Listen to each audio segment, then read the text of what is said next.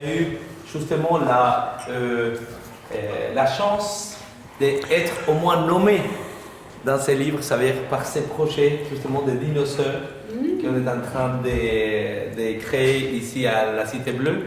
Alors je voulais absolument qu'il puisse partager avec vous tout ce qu'il a réalisé comme synthèse de tout ce qui existe. Et quand on pense, même si on connaît les opéras, jamais on aurait pu imaginer. Moi le premier. Toi le premier, oui. C'est que les rôles des animaux à l'intérieur de chaque opéra depuis le premier. Depuis le premier. Jusqu'au dernier quasiment. Jusqu'au dernier, oui. Alors c'est pour cela, et avec des histoires absolument rocambolesques avec lesquelles tu vas nous régaler ce soir. Merci, cher François. Merci à toi, Léo. Merci. Bonsoir à tous, merci de votre présence, merci Léo, merci Muriel et la Cité Bleue pour l'invitation. Je suis vraiment très heureux de pouvoir parler de ce livre à l'occasion justement de la création des dinos et l'Arche. Alors c'est un sujet qui m'a vraiment passionné depuis le début. Je me suis dit curieusement, il n'y a absolument rien sur la question, alors qu'on connaît peut-être inconsciemment de très nombreux opéras où les animaux sont présents. On peut penser à La Petite Renarde Rusée, certains ont dû voir Platée avec les chorassements des grenouilles et plein d'autres, Lohengrin et le cygne. Enfin, on sait que cette présence, elle est réelle, mais je me suis toujours demandé si on pouvait, disons, nourrir une réflexion beaucoup plus complexe, beaucoup plus développée sur le rôle de l'animalité dans l'opéra. Quand on regarde la production depuis les origines jusqu'à nos jours, on se rend compte que cette présence, elle est quand même très importante, même si la totalité de la production par rapport à ce qui a été fait depuis la création du genre en 1600 à Florence, on ne les a pas comptés, mais il y a des dizaines de milliers d'opéras. Moi, pendant ces recherches, ça a duré à peu près 5 ans, j'ai trouvé plus de 260 opéras où l'animal est présent de manière symbolique, allégorique, réelle, abstraite, métaphorique, où l'animal devient un élément moteur de l'intrigue, parfois un personnage réel, un personnage principal, et parfois se substitue à l'homme. Ça, c'est ce qu'on verra à la toute fin. Et alors donc, je me suis demandé, mais il y a quand même un énorme paradoxe, parce que quand on pense opéra, on pense évidemment à la création à Florence. On sait que cet opéra est né à la suite de réflexions des lettrés florentins, des musiciens, des philosophes qui ont tenté de restituer les conditions de représentation de la tragédie grecque. Et ce qui était au centre de cette tentative de reconstitution, c'est la parole. C'est-à-dire que l'opéra est un genre éminemment anthropocentré. C'est l'homme qui est au centre de ce genre-là, puisque grâce à la parole poétique, on peut essayer d'exprimer toute une gamme de sentiments, d'affects, comme on disait à l'époque, des passions, que seule la parole est capable justement de restituer. D'où cette révolution florentine qui consistait à remplacer la polyphonie de la Renaissance par la monodie, qui est à l'origine de la musique baroque et de l'importance accordée au texte, alors que la musique était pendant très longtemps considérée comme la servante du texte. C'est Monteverdi qui disait qu'il fallait vestire in musica, habiller en musique. L'habillage est forcément secondaire par rapport au corps que représente justement le texte poétique. Mais quand on réfléchit, on se dit que dès l'origine, l'animal est malgré tout présent. Il suffit de penser à Orphée et Eurydice qui est piqué par un serpent. Orphée, lui, il est capable de charmer les bêtes sauvages. Donc cette animalité, elle est présente, mais elle est quand même au centre d'un paradoxe, justement lié à cette création qui fait que c'est l'homme qui est au centre de ce nouveau genre, et l'animal est considéré comme dégradé et dégradant pour l'homme. Ça, c'est un point très important qui montre que l'animal va mettre du temps à intégrer l'opéra en tant que personnage principal. Ça, c'est vraiment quelque chose de fondamental, c'est-à-dire que pendant tout le XVIIe siècle, en gros, il y a eu une double condamnation, une condamnation religieuse. L'Église considérait que l'animal n'avait pas d'âme, donc pas de langage, donc pas de souffrance, parce que s'il pouvait souffrir, il pouvait pécher. Et si l'animal peut pécher, ça veut dire qu'il est l'égal de l'homme, et ça, d'un point de vue religieux, c'est tout à fait inacceptable. Et il y a une deuxième condamnation, qui est une condamnation d'ordre philosophique. Descartes et les suiveurs de Descartes, comme Malebranche, considéraient que l'animal, était insensible. qu'on pouvait lui donner des coups de pied, il ne souffrait pas, puisqu'il est insensible. Ça, c'est évidemment une aberration totale, qui va à contre-courant d'ailleurs de conceptions philosophiques antérieures, chez Plutarque, chez Montaigne. Vous avez des pages magnifiques qui montrent l'intelligence notamment du chien, la supériorité même de certains animaux. Donc on est vraiment dans un basculement qui s'explique par voilà, le fait que l'homme est au centre désormais de l'univers et que tout tourne autour de lui, comme si l'homme était en quelque sorte le pivot autour duquel devaient graviter toutes les composantes de ce genre nouveau qu'est l'opéra. Et donc, ça veut dire que si on prend la totalité de la production depuis les origines jusqu'en 2017, en gros, hein, c'est le parcours chronologique que j'ai fait dans mon livre, eh bien, on se rend compte que l'animalité peut être, sa présence en tout cas, peut être divisée en 3 grandes catégories. Parce que en une petite heure, je vais avoir du mal à vous parler des 260 opéras, mais au moins on peut en faire un panorama, disons, relativement limpide sur le plan de l'évolution justement de cette présence animalière dans l'opéra. Et disons que dans un premier temps, c'est-à-dire pendant tout le XVIIe siècle et une grande partie du XVIIIe siècle, donc dans l'opéra, ce qu'on appelle le drama per musica et l'opéra seria de type métastasien, l'animal est utilisé de façon allégorique. Il est présent comme métaphore de sentiments, d'affect. Par exemple, dans l'opéra seria de type métastasien, chez Handel, vous avez de très nombreuses arias di paragone, c'est-à-dire des airs de comparaison, où tel sentiment de tel personnage est comparé à un animal. La ruse sera comparée à un serpent. La douleur sera comparée à l'hirondelle. La colère sera comparée au tigre. Stan e l'Ircana dans Alcina de Handel, par exemple, etc. C'est ce qu'on appelle des airs de comparaison, des arie di paragone. Et c'est une manière de montrer que l'animalité peut être liée à l'homme de façon métaphorique, mais c'est aussi une manière de montrer qu'il y a des liens, parce qu'il faut se souvenir qu'à l'époque, il y avait aussi une réflexion sur les traits de caractère qui pouvaient être comparés aux traits animaliers. Vous avez peut-être entendu parler de la physiognomonie, ce qu'on appelle la physiognomonie, c'est-à-dire la science des caractères liés aux traits physiques de l'homme. C'est Giovanni della Porta qui est le premier à écrire un traité là-dessus à la fin du XVIe siècle.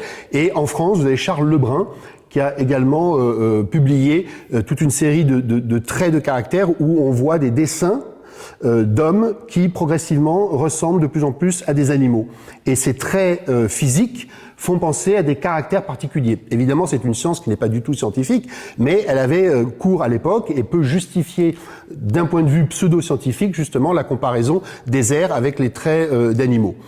Un autre aspect important pendant cette première période où l'animal est présent de façon allégorique, c'est le fait que les animaux participent à la dimension spectaculaire de l'opéra. Dans la tragédie lyrique de Lully ou dans les opéras vénitiens, vous avez des animaux, qui interviennent dans des intermèdes, dans des ballets à la fin de certains actes, comme par exemple le ballet des ours à la fin de la Caliste de Cavalli, ou justement le ballet des autruches, qui avait été inséré lors de la reprise parisienne de la Finta Pazza à Paris, donc en 1645. C'est le premier opéra jamais représenté en France.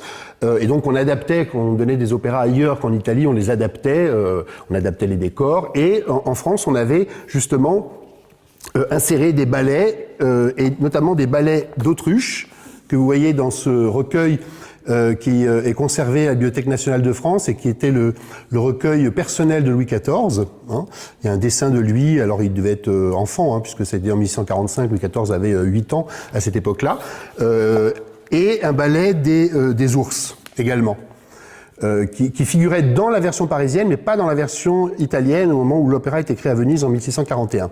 Alors, ces ours étaient probablement de vrais ours, puisqu'on sait qu'ils étaient utilisés, par exemple, à Venise au moment du carnaval. Les singes, pareil. En revanche, les autruches, on pense que c'était des enfants qui étaient déguisés, qui se trouvaient donc à l'intérieur de ces animaux.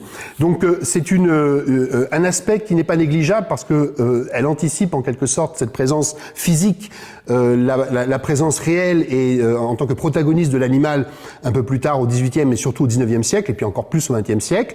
Mais vous aviez parfois de vrais animaux.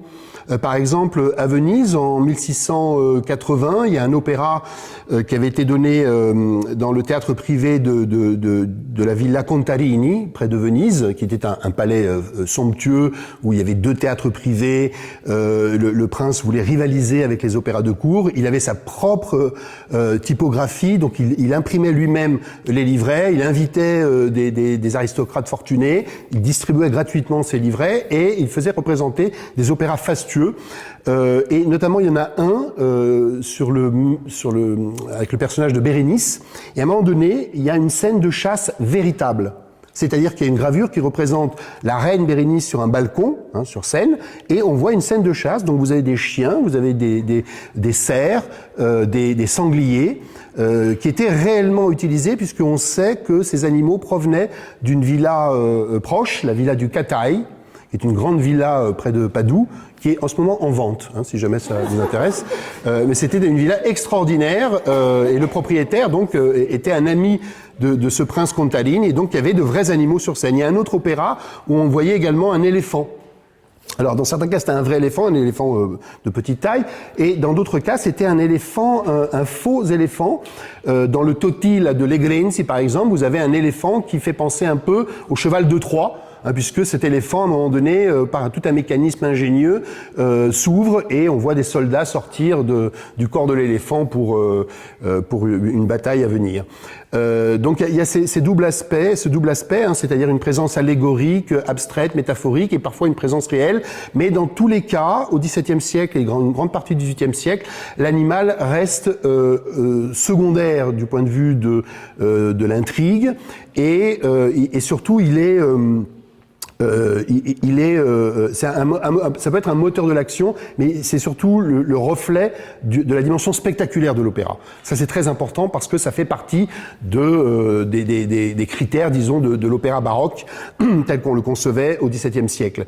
Et puis parfois, il y a des petits exemples, un peu des petites exceptions. Par exemple, dans Alceste de Lully, à un moment donné, vous avez Cerbère qui aboie, et dans la partition de Lully, il y a les aboiements qui sont retranscrits dans la partition, dans les portées musicales, et on entend normalement les aboiements du chien au moment de la descente aux enfers de la protagoniste. Il y a un autre exemple, une autre exception, c'est un opéra qui est sans doute le plus grand échec de toute l'histoire de la musique, un opéra sur le mythe de Pasiphae et du Minotaure. Vous avez ici l'édition moderne du livret. C'était un échec total. Alors il y a de grands chefs-d'œuvre, on le sait, comme Carmen par exemple, ou d'autres qui ont été des échecs au moment de leur création. Alors celui-ci, malheureusement, on ne pourra pas lui donner une deuxième chance puisque la partition est perdue. Mais pourquoi je vous parle de cet opéra, c'est que vous connaissez tous le mythe du Minotaure et de Pasiphae. Dans la liste des personnages, vous avez justement un taureau. Toro. Il fait partie de la liste des personnages.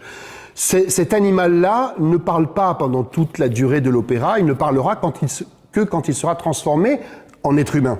Parce que justement, on est dans ce contexte où la parole est évidemment réservée exclusivement à l'homme. Donc ça, c'est assez évident. Donc en gros, si vous voulez, pendant toute cette période, l'animal reste silencieux, il est symbolique, il est allégorique, il peut y avoir une présence réelle dans les intermèdes, dans les ballets, qui illustre justement cette dimension spectaculaire, mais ça ne va pas au-delà. Il faut attendre le XVIIIe siècle pour que une espèce de transition se fasse entre cette dimension silencieuse, marginale de l'animalité, pour toutes les raisons qu'on vient d'indiquer, et cette transition se fait sur le mode parodique. C'est-à-dire qu'on va parodier les opéras, on va parodier par exemple les tragédies lyriques. Vous avez une parodie d'Hippolyte et Aricie. Dans Hippolyte et Aricie, il y a une scène célèbre où le héros combat un monstre. Eh bien, dans une parodie de cet opéra qui se donne à Paris, c'est ce qu'on appelle le théâtre de la foire, vous avez souvent des parodies de grandes œuvres, eh bien, le héros, au lieu de combattre un monstre, une espèce de dragon, comme il y en a par exemple dans le Cadmus et Hermione de Lully, dans son premier opéra, il combat une huître géante. Vous voyez ? Donc la parodie, elle se fait aussi à ce niveau-là, mais ça permet d'accorder à l'animal un statut qu'il n'avait pas jusqu'à présent sur le mode parodique. Mais la parodie, attention, c'est quelque chose qui est pas à comprendre pas uniquement sur le mode ludique ou comique, parce que la parodie, en fait, ça vient du grec, qui veut dire le champ d'à côté, le champ parallèle, et vous avez aussi une dimension de, disons plus positive, d'hommage rendu à l'objet qui est parodié.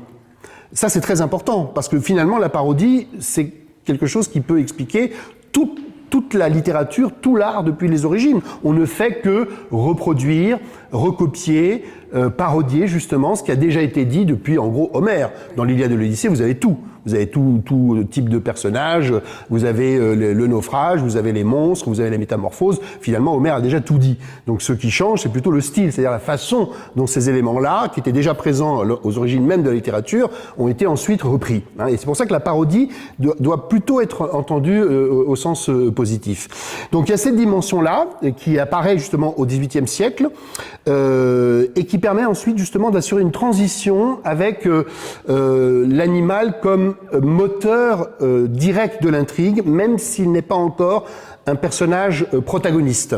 Et là, il y a des titres qui viennent à l'esprit. On pense à la pie dans La pie voleuse de Rossini. On pense au perroquet dans Werwer d'Offenbach. On pense aussi, et là, les choses commencent à évoluer, entre guillemets, dans le bon sens, aux chiens, qui interviennent de plus en plus justement dans les opéras. Alors là, c'est plutôt le 19e siècle. Et je pense à un opéra que j'ai eu la chance de voir à Strasbourg il y a quelques années, une production qui a d'ailleurs eu le prix de la meilleure production lyrique de l'année. C'était en 2018 ou 2019, je crois. C'est Barkouf d'Offenbach. Alors ça, c'est un opéra qui a fait scandale à l'époque. La musique est magnifique. D'ailleurs, bonne nouvelle, l'opéra sera enregistré à la fin de l'année et sortira chez Opéra Rara, cette collection d'œuvres rares, d'opéras rares justement. Eh bien, ce Barkouf, en fait, c'est une sorte de parodie des histoires un peu exotiques qu'on pouvait trouver au XIXe siècle, genre Le Roi de Lahore, tous ces opéras qui se passent dans une Inde un peu fantasmée. Et c'est l'histoire d'un sultan qui en a assez de voir son peuple défenestrer en permanence son premier ministre. Et donc il décide de remplacer le Premier ministre par un chien féroce, en l'occurrence un bulldog, qui s'appelle Barkouf. Barkouf, ça vient de l'anglais to bark, qui veut dire justement aboyer. Et alors le problème, c'est que ce chien féroce, il aboie évidemment, et seule sa maîtresse est capable de comprendre les aboiements. Évidemment, elle traduit n'importe comment, mais quand le chien aboie, elle traduit « J'ai décidé de baisser les impôts de mon pays ». Et donc, comme c'est le Premier ministre, ils sont obligés de suivre l'ordre donné par le chien qui appose sa griffe sur les documents officiels. Alors pourquoi ça fait scandale alors que la musique est vraiment magnifique? C'est parce que pour la première fois, on a osé remplacer le ténor par un chien. C'est-à-dire qu'en fait, le protagoniste est un chien et non plus l'illustre ténor. On est au 19e siècle. Le 19e siècle, c'est le triomphe du ténor dans le bel canto romantique italien. Et là, non seulement c'est un chien qui le remplace, mais ce chien, on ne le voit pas. C'est-à-dire qu'il aboie derrière la coulisse et c'est un ténor qui aboie à sa place. Donc, double scandale. On ne voit pas le ténor et il joue le rôle, le protagoniste, d'un chien féroce, qui est vraiment le protagoniste de l'opéra, puisque pendant toute la durée de l'œuvre, un vizir va vouloir, un peu comme dans l'histoire d'Isnogoud, être calife à la place du calife. Donc c'est vraiment un opéra à mourir de rire, la musique est très très drôle, mais à l'époque, évidemment, ça a fait scandale. Alors vous avez des critiques qui se croyaient drôles, qui disaient que c'était une chiennerie d'un compositeur aux abois, ouaf ouaf, si j'ose dire, et donc ça n'a pas marché. Offenbach en était très vexé et il a adapté son opéra. L'intrigue désormais se passe en Russie et Barkouf est devenu un ours. Et alors là, il y a d'autres jeux de mots. Ça se passe rue des Ursulines, rue Jean-Jacques Ourceau. Enfin voilà, ce genre de jeux de mots, donc typique d'Offenbach. Donc c'est un opéra qui a quand même, provoqué une sorte de basculement dans le rapport à l'animalité. Et surtout à une époque où justement les choses commencent à bouger. J'ai parlé au tout début de la critique négative de la religion et de la philosophie. Or, au XIXe siècle, c'est aussi l'époque où, d'un point de vue philosophique en particulier, l'animal redevient quelque chose de positif. D'abord, c'est l'époque où est créée la SPA, la Société protectrice des animaux. C'est l'époque où les philosophes tels que Schopenhauer, par exemple, considèrent que l'animal est l'égal de l'homme au sens où il est doué d'entendement, qui est le propre de tous les êtres vivants. Pas seulement l'homme, mais aussi l'animal et le végétal. D'ailleurs, Schopenhauer, dans son œuvre maîtresse, Le monde comme volonté, comme représentation, qui est une œuvre qui a vraiment influencé une quantité astronomique de musiciens, d'écrivains, de poètes, de philosophes, etc., utilise une métaphore musicale pour définir justement le rôle de l'animal et du végétal par rapport à l'homme. Il dit que l'animal et le végétal sont la tierce et la quinte mineure de l'homme, pour montrer qu'il y a une sorte d'égalité, puisque l'entendement, en fait, l'entendement est valable chez tous les êtres vivants, parce que justement cela transcende la parole. La parole, c'est quelque chose de codifié, c'est un code, le langage. Le langage est un code. Les auteurs baroques l'ont bien compris, qui s'amusent à jouer avec justement ce code-là en inventant des néologismes, en jouant sur des rimes impossibles, etc. Donc ils étaient en avance de 3 siècles avec la linguistique moderne. Mais ça veut dire quoi? Ça veut dire que justement, il y a un aspect qui permet de transcender les obstacles de la parole. C'est le son, c'est la musique, c'est cette espèce de cri primitif qui permet de réunir finalement l'homme et l'animal. Et ça, d'un point de vue philosophique, ça va jouer un rôle considérable dans la place de l'animal, notamment à l'opéra. L'opéra est toujours, depuis les origines jusqu'à nos jours, le reflet de l'époque contemporaine. Vous avez même encore aujourd'hui des opéras contemporains qui prennent comme sujet des sujets d'actualité, liés à l'actualité, à l'histoire. Et donc ça, c'est quelque chose qui traverse les 4 siècles de production opératique. Et alors, un autre aspect aussi très important, parce que très souvent l'opéra, c'est même le cas pour une écrasante majorité des œuvres, s'inspire d'une œuvre littéraire antérieure. C'est très rare un livret qui soit entièrement original. On s'inspire d'un roman, on s'inspire d'une chronique historique, on s'inspire d'une épopée ou d'une œuvre théâtrale. Et pourquoi je vous parle de ça? Parce qu'au XIXe siècle, justement, l'animal, pour la première fois, devient un personnage littéraire. Et en devenant un personnage littéraire, il acquiert une identité. Et s'il acquiert une identité, il peut justement ensuite intégrer l'opéra en tant que personnage, et parfois même en tant que personnage principal. Et on le trouve chez des auteurs importants. Balzac, Théophile Gautier vont écrire des nouvelles dont les héros sont des animaux. Des nouvelles avec des fourmis, avec des insectes. Le grand historien Jules Michelet va écrire un énorme ouvrage qui est un peu le classique du genre sur la vie des insectes. Maurice Maeterlinck, que vous connaissez, écrit la vie des abeilles mais aussi des fourmis.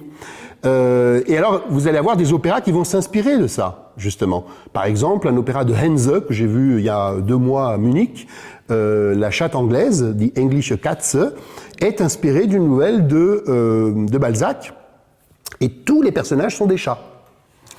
Un peu comme La petite Renardrusée, où on n'avait que des animaux, vous voyez. Donc ça, c'est un aspect important, parce que justement, on voit comment l'essor de la philosophie positive par rapport à l'animalité, j'ai parlé de la création de la SPA, de l'émergence de l'animal comme identité littéraire, avec des noms, ils ont des noms, donc une identité, donc une présence réelle, et aussi l'essor de ce qu'on appelle l'éthologie, c'est-à-dire la science du comportement animal. Ça date aussi à peu près de cette période-là. Et donc tous ces éléments-là expliquent l'émergence de l'animal, non plus comme une présence uniquement silencieuse ou allégorique ou adventiste ou qui permet d'illustrer des ballets ou des intermèdes, mais comme personnage à part entière. Ça, c'est très important. Et en fait, quand on regarde l'évolution, j'ai parlé donc de l'animal dans sa dimension allégorique, métaphorique, l'animal au XIXe siècle comme élément moteur de l'action, c'est-à-dire qu'il est présent, mais il n'est pas protagoniste, mais sans lui, l'action ne pourrait pas justement subir toutes les péripéties qui font tout le sel d'une œuvre. On arrive à la 3e grande catégorie qui occupe la plus grande partie d'ailleurs du livre, parce que c'est la plus intéressante, c'est quand l'animal justement devient protagoniste à part entière. Soit comme personnage principal autour duquel gravitent d'autres personnages qui peuvent être des humains. Vous avez l'Oiseau bleu, un certain opéra qui s'appelle L'Oiseau bleu de Wolf, qui a été créé à New York d'après la pièce éponyme de Maeterlinck, là aussi. Vous avez Les Oiseaux, de Braunfels, qui est un opéra, entre guillemets, considéré par les nazis comme dégénéré, mais qui est une œuvre sublimissime. Là aussi, tous les personnages sont des oiseaux et ils sont traités musicalement de façon imitative, c'est-à-dire que le compositeur va accorder à chaque espèce d'oiseau, par l'imitation de l'orchestre et des instruments en particulier, le son qui lui est propre. Hein, donc les ululements, enfin les coassements, etc., en fonction des espèces animales.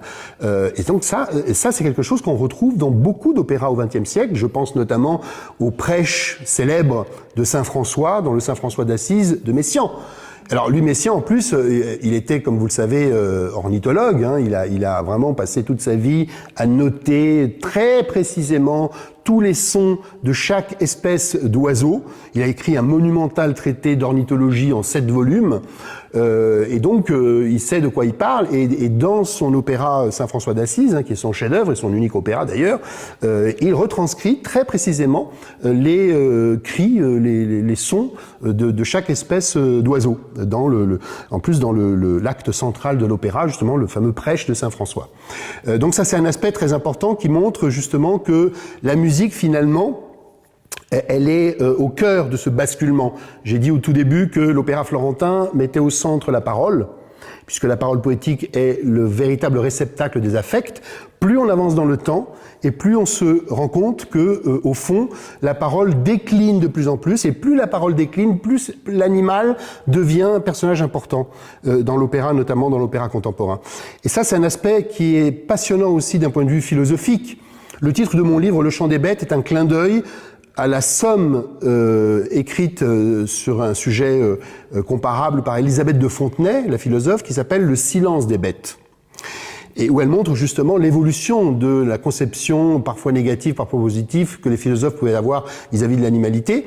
Et ce livre justement part de ça, et part de ce questionnement philosophique par rapport à l'opéra, qui montre que on commence, le point de départ est un point de départ paradoxal. Il ne devrait jamais y avoir d'animaux dans l'opéra, étant donné la dimension justement anthropocentrée du genre tel qu'il a été créé à Florence au début du XVIIe siècle, à la fin du XVIe siècle. Mais en fait, quand on regarde l'évolution, notamment à l'époque contemporaine, on se rend compte qu'on assiste à un véritable basculement dans ce rapport constamment conflictuel entre le rôle que doit jouer le texte poétique et la musique.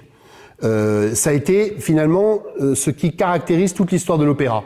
Est-ce que la musique doit être plus importante que la parole, ou la parole plus importante que la musique? Alors dans certains cas, vous avez une sorte d'équilibre. On pense au couronnement de Popée, où le texte poétique de Busenello est aussi fascinant et génial que la musique de Monteverdi. On pense éventuellement aux opéras de Richard Strauss, avec sa collaboration avec Hofmannsthal, qui est un grand poète, et la musique de Strauss est évidemment géniale. Mais à part quelques exemples comme ça relativement isolés, toute l'histoire de l'opéra montre qu'on passe constamment d'un basculement vers l'autre. C'est-à-dire qu'au début, c'est la parole qui triomphe. Les opéras florentins, les premiers opéras vénitiens, c'est la parole qui triomphe parce qu'on a affaire avant tout à du théâtre et que la musique est là pour magnifier les affects véhiculés par le texte poétique. Et puis après, vous avez le règne des castrats, vous avez l'opéra seria, où la musique devient prépondérante, où les airs durent 10, 15, 20 minutes, ce qui va provoquer la réforme de Gluck, etc. Donc vous voyez, on passe constamment d'un basculement vers l'autre. Et ce qui caractérise l'époque contemporaine, c'est justement le déclin, je dirais pas irréversible, mais quand même de plus en plus marqué, de la parole poétique en tant que vecteur essentiel des passions, pour atteindre une sorte de retour à un primitivisme musical qui permettrait justement de faire le lien entre les caractéristiques de l'animal et les caractéristiques de l'homme, comme si le son était l'élément fédérateur des deux espèces. Et le grand paradoxe, encore plus paradoxal que la présence de l'animal, c'est que quand l'opéra florentin a été créé, à la fin du XVIe siècle, l'arrière-plan philosophique, c'était l'harmonie du monde. Hein, ce qui caractérise la Renaissance, c'est qu'on était persuadé que le monde est un système clos, et que s'il est clos, on peut le maîtriser, et s'il est clos, il est forcément harmonieux. Les auteurs baroques sont passés par là et ont considéré que c'était complètement faux, que l'univers est en constante expansion et qu'il est davantage caractérisé par le chaos que par l'harmonie. Mais à la au XXe siècle, grâce justement à cet élément fédérateur qu'est l'animal, on se rend compte que la musique, qui est quand même importante comme composante de l'opéra, permet justement de fédérer ces deux éléments a priori contradictoires. Comme si on venait vers une sorte de son primitif. Par quoi se caractérise, selon Rousseau par exemple, la naissance du langage? La naissance du langage, selon Rousseau, est d'ordre musical, c'est-à-dire que les sons, au début, sont totalement dépourvus de toute signification particulière. Et ils sont désémantisés, si vous voulez. Et c'est ça qu'on trouve dans l'opéra contemporain. Et alors, justement, il y a un exemple qui l'illustre assez bien. C'est le premier extrait que je voudrais vous faire écouter. Un opéra de Salvatore Sciarrino, qui est actuellement, s'il est toujours vivant, sans doute le plus grand compositeur italien, qui adore le baroque. J'ai eu la chance de voir son dernier opéra, La Scala de Milan, qui était un opéra sur le grand compositeur baroque Stradella. Il avait écrit le livret et la musique. Et il a composé dans les années 1980 un opéra qui s'appelle Lohengrin, mais qui n'a rien à voir avec Wagner, qui s'inspire d'une des moralités légendaires de Jules Laforgue, le poète franco-uruguayen. Et dans cet opéra, qui est très court, ça dure à peu près 1 heure, vous avez les personnages que l'on connaît, Lohengrin, Elsa. Elsa intervient au tout début, mais en fait, on apprendra à la fin qu'Elsa est enfermée dans un asile psychiatrique. Et au tout début de l'opéra, on entend des sons vraiment très bizarres. Des chuintements, des bruissements, on a l'impression d'être au milieu de la forêt, on ne sait pas d'où ça vient exactement. Et puis, en plein milieu, des chuchotements humains. Donc là, on se rend compte qu'il y a une sorte d'entremêlement des sons de la nature, des sons animaux et des chuchotements humains qui se mêlent en fait et qui constituent un ensemble un peu hétéroclite. On apprendra à la fin que tous ces sons-là, c'est Elsa qui les produit en réalité. Vous voyez alors, avant de vous faire écouter, je voudrais juste vous lire comment le compositeur justement décrit ce début d'opéra. Et vous allez voir ensuite la transcription musicale. Il dit « Cloche dans un tourbillon de sons, et soudain les grillons dans la nuit. Le bruit des chiens qui aboient se transforme subitement en répit de femmes, haletantes comme en se réveillant. Un bruit animal interrompt les grillons. Des battements, des voix d'oiseaux monstrueux et d'insectes remettent en constellation un jardin sous la lune, fluctuant, fragmentaire parfois, comme un montage. Les rêves ne cachent pas leur incohérence. Dans le bruit cruel des tourterelles se tisse le dialogue des deux amants bizarres. On se doute que ce sont eux les énormes oiseaux aux yeux et au bec géants. Bruissement, dans cette atmosphère et dans l'évidente impénétrabilité d'un rapport, toute tentative paraîtra exagérée, maladroite en raison de leurs longues pattes. Donc c'est un univers un peu onirique, fantasmé. Je vous disais que Sciarrino est un compositeur, on peut dire même néo-baroque. Il adorait en tout cas le baroque. Et du coup, on a l'impression que le son devient visible. C'est ce qu'on appelle la synesthésie, où les sens se mêlent entre eux, parce qu'évidemment tout ça est onirique. C'est dans l'esprit d'Elsa, qui est le personnage principal et qui est en réalité enfermé dans un asile psychiatrique. Et donc voilà ce que ça donne sur le plan musical.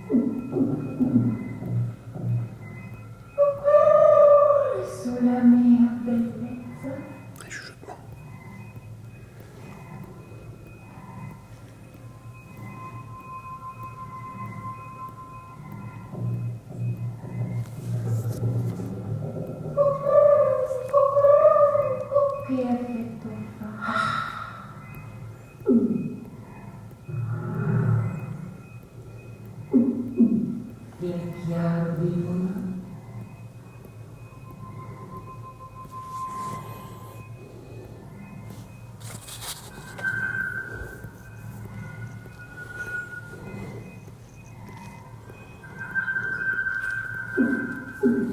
Quanta magia in queste.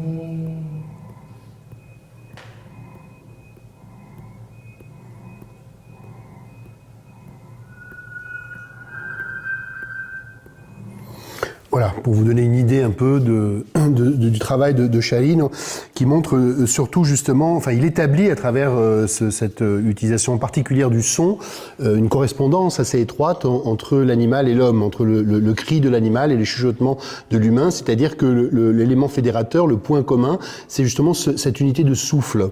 Et l'unité de souffle, l'anima, d'un point de vue étymologique, c'est qui a donné animal, c'est ce qui est animé, et c'est ce qui caractérise justement tout ce qui est vivant.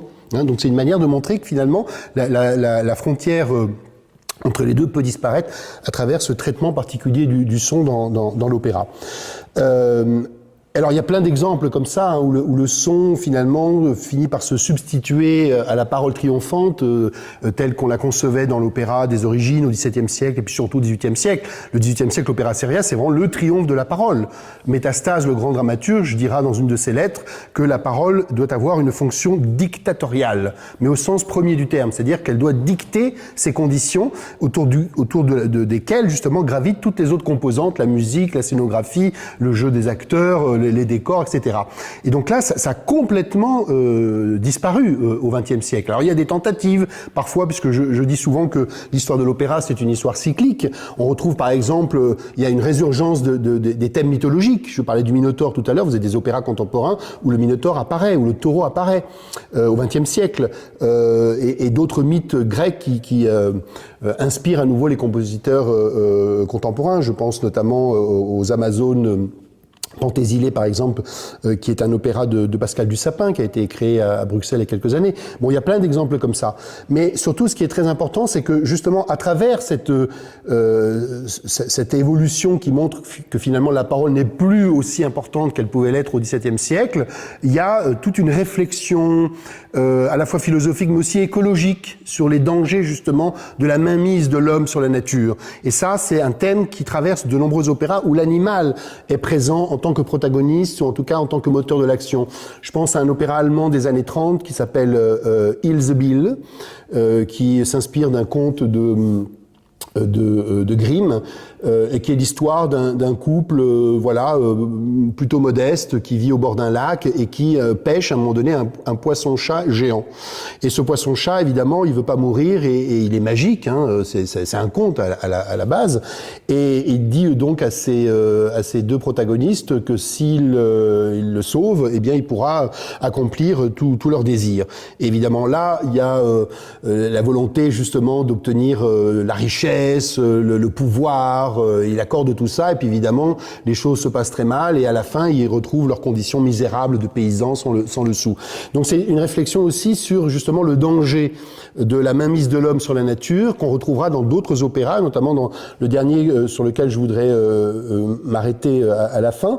Avant cela, il y a une autre tradition qui est propre au XXe siècle et qui est également liée à une certaine littérature et qui nous ramène justement à l'opéra qui nous occupe ici, les Dino et l'Arche, à savoir les opéras pour enfants, parce que l'opéra de Leininger s'inscrit justement dans une tradition qui est associée à la littérature pour l'enfance, qui connaît, comme vous le savez sans doute, une grande vogue au XIXe siècle, alors un peu partout en Europe, en France, en Angleterre, en Allemagne et en Italie, plus tardivement, parce que c'est lié évidemment à des raisons politiques. Tout le monde connaît Pinocchio.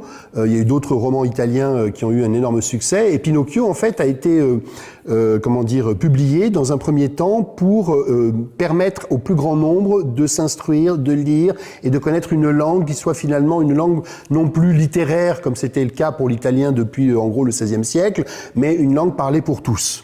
Ça, c'était vraiment l'objectif. C'est-à-dire qu'il y a une dimension politique dans le roman pour enfants qu'il n'y a pas dans d'autres littératures du même genre en Europe. Et pourquoi je vous parle de ça? Parce que justement, Pinocchio a aussi inspiré des opéras. pour enfants. J'en ai découvert plusieurs, notamment d'un compositeur complètement inconnu, mais qui à l'époque avait eu un grand succès, puisque ses opéras étaient donnés notamment à la Scala de Milan, un certain Luigi Ferrari Trecate. J'ai trouvé même une biographie de lui, des livrets, des éditions originales de ses livrets, et il a écrit notamment, alors plusieurs opéras pour enfants où l'animal est très présent, et notamment un certain Buricchio. Et c'est intéressant parce que Buricchio, c'est une sorte de synthèse entre le nom du personnage, Pinocchio, et le créateur du genre. Et il suit assez fidèlement d'ailleurs les intrigues que vous avez dans le conte et dans le roman original italien. Vous avez évidemment des animaux, vous avez une baleine. Et alors ce qui est intéressant aussi, c'est que la chronologie repose sur le créateur du roman, comme si c'était une sorte de nouveau Christ. Et donc vous avez par exemple une précision chronologique qui donne comme élément dénominateur justement la naissance du romancier, de l'auteur de Pinocchio. Et donc vous avez toute une série d'opéras pour enfants qui s'inspirent généralement de contes ou d'histoires destinées aux enfants d'un point de vue littéraire. Alors on pense évidemment à L'Enfant et les sortilèges de Ravel, puisque le livret a été écrit par Colette, où vous avez aussi des animaux. Il n'y a pas que des animaux, d'ailleurs, il y a des objets, des théières, etc. Il y a un duo célèbre de chats dans L'Enfant et les sortilèges, et les dinos et l'arche s'inscrivent finalement dans cette tradition. Mais ce qui est encore plus intéressant dans cet opéra de Leininger, c'est que, comme je disais tout à l'heure, que l'histoire de l'opéra est une histoire cyclique, on retrouve dans cet opéra finalement tous les topoi que l'on connaît de l'opéra, on va dire, classique, c'est-à-dire des récitatifs, des arias, des ballets, il y a un ballet des dinosaures, des citations aussi, puisque l'opéra est un genre éminemment palimpseste, c'est-à-dire que vous avez plusieurs couches qui font penser à des œuvres antérieures, ça c'est le propre de l'opéra, et de la littérature en général, on pourra en parler longuement. Une citation d'Atis également, Dormons, dormons tous. Alors vous voyez que ça coïncide avec l'actualité la plus chaude.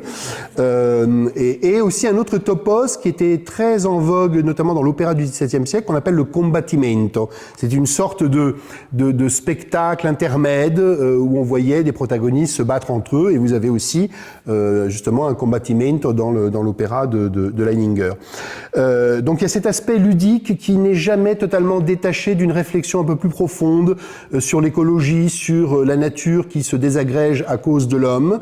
Et justement, cette dimension-là, elle est très présente dans un autre opéra que j'ai découvert un peu par hasard au moment où j'achevais le chapitre sur les chiens dans l'opéra, parce qu'en fait il y a plein d'opéras sur les chiens, j'ai malheureusement pas le temps d'en parler, mais vous avez des opéras sur Laïka, la chienne qui a été envoyée dans l'espace, vous avez un opéra inspiré d'un roman de Bulgakov qui a été créé à Amsterdam, Cœur de chien, qui est extraordinaire, où on voit un chien un peu errant, et alors on lui injecte des hormones d'homme en fait pour qu'il devienne un homme, et sauf qu'évidemment quand il voit un chat, sa nature animale reprend le dessus. Enfin c'est une réflexion passionnante sur justement sur la politique aussi, puisque c'est évidemment une œuvre qui se passe en Union soviétique. Donc vous avez toute une foultitude d'opéras où le chien est très présent, mais celui qui m'a le plus fasciné, et ça permet aussi à la fois de boucler la boucle et de boucler la boucle de l'histoire de l'opéra, c'est un opéra de Philippe Manoury,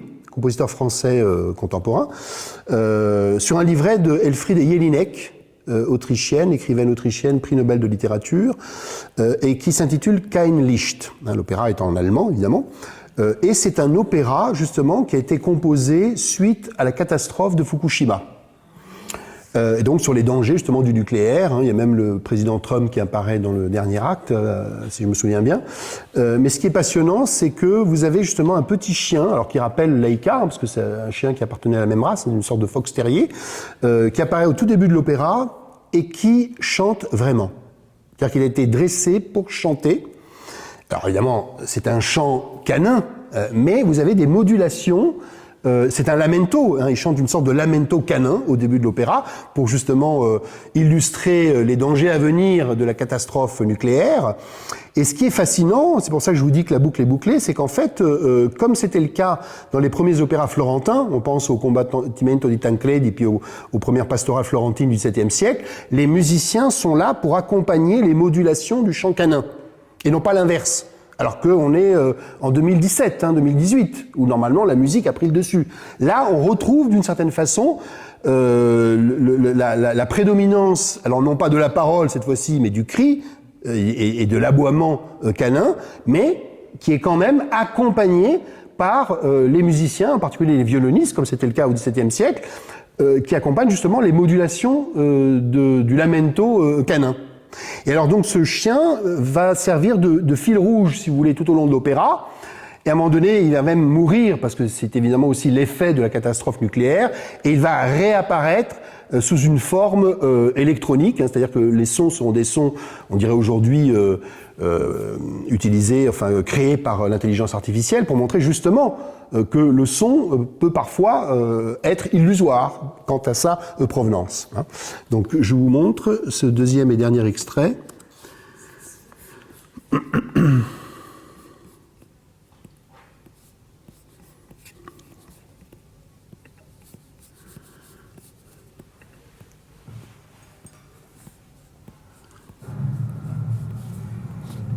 Alors là, vous avez même la vidéo, donc je vais peut-être montrer comme ça, mais même si on ne voit pas très bien.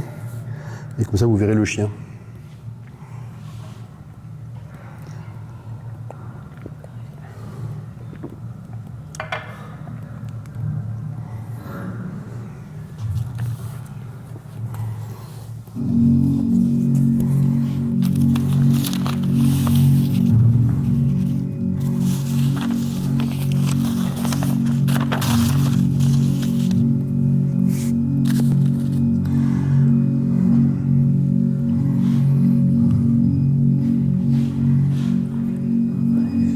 Vous le voyez là, non ? Oui. Il s'appelle Chiki.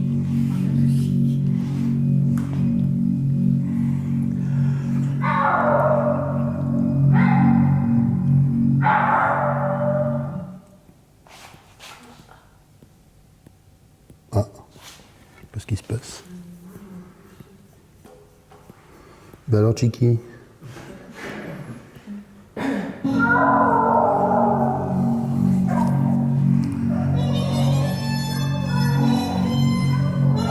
Là, c'est l'accompagnement musical sur les modulations de l'aboiement.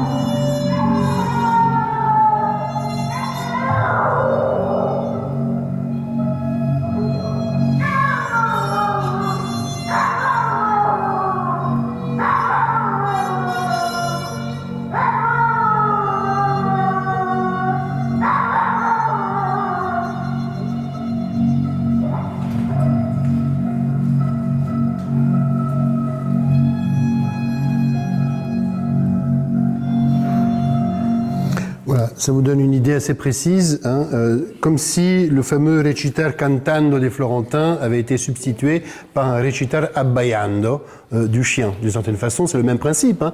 D'ailleurs, on pourrait retranscrire très précisément, rythmiquement, les aboiements du chien. Hein, une syllabe brève, une syllabe longue, comme c'était le cas dans l'Orfeo de Monteverdi, où vous avez aussi toute une utilisation d'un rythme particulier, qui était le rythme justement de la poésie latine ou la poésie grecque. Donc l'animalité, à travers cet exemple, mais il y en a évidemment plein d'autres, montre finalement une crise de l'objet sonore particulier qu'est l'opéra, qui montre que la parole anthropocentrée, qui était celle des origines jusqu'au XVIIIe siècle et en partie au XIXe siècle, finalement n'a plus cette prépondérance qu'elle avait au tout début. Et elle montre surtout justement le lien, une sorte d'universalité du son qui caractérise finalement tout être vivant, que ce soit l'animal ou l'homme.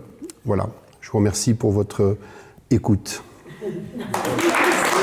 Merci.